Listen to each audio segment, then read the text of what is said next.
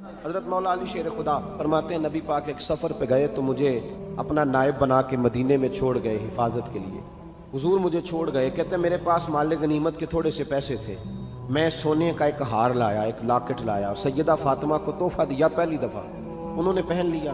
نبی پاک علیہ السلام کا طریقہ مبارکہ یہ تھا کہ حضور جب سفر پہ جاتے تھے تو سب سے آخر میں سیدہ فاطمہ کے گھر جاتے اور جب واپس آتے تو سب سے پہلے آتے.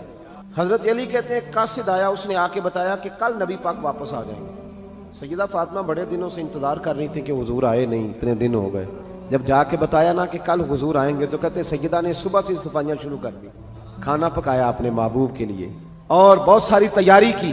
کہتے ہیں حضور آئے حسب روایت حسب عادت, وہی مبارک عادت جو محبوب کی ہمیشہ سے تھی. نبی پاک آئے, پہلا قدم سیدہ فاطمہ کے گھر میں رکھا, السلام علیکم کہا اور سیدہ نے وعلیکم کہا تو حضور نے ان کا چہرہ دیکھا تو واپس چلے گئے. حضرت فاطمہ رونے لگ گئی. مولا علی شیر خدا کہتے ہیں میں گھر آیا تو بی بی صاحبہ زاروں قطار رو رہی. فاطمہ کیا ہوا؟ کالی پتہ نہیں, حضور سلام لیا واپس چلے گئے, ایسا کبھی ہوا ہی نہیں, پتہ تو کریں.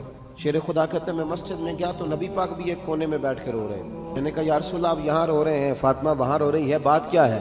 تو نبی کریم علیہ السلام نے فرمایا وہ میری بیٹی ہو کے سونا پہنتی ہے. اگر فاطمہ بھی سونے سے پیار کرے گی تو امت کی غریب بیٹیاں کدھر جائیں گی؟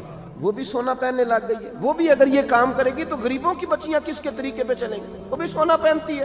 حضرت علی کہتے ہیں میں نے کہا یا رسول اللہ انہوں نے نہیں پہنا, وہ تو میں نے لا کے دیا ہے, انہوں نے خواہش نہیں کی. تو محبوب نے فرمایا اسے جا کے بتاؤ. حضرت فاطمہ الزہرا رضی اللہ تعالی عنہا کو جا کر کے بتایا گیا کہ محبوب پاک تو اس بات سے آپ سے ناراض ہے. حضرت فاطمہ نے اسی وقت سونا اتارا, کہا علی جو مدینے میں سب سے غریب گھر ہے اسے دے آ جا کے. بھائی نبی پاک نے انہیں سادگی میں رہنا, پاکیزگی میں رہنا سکھایا, انہیں حسن سکھایا, انہیں عبادت سکھائی.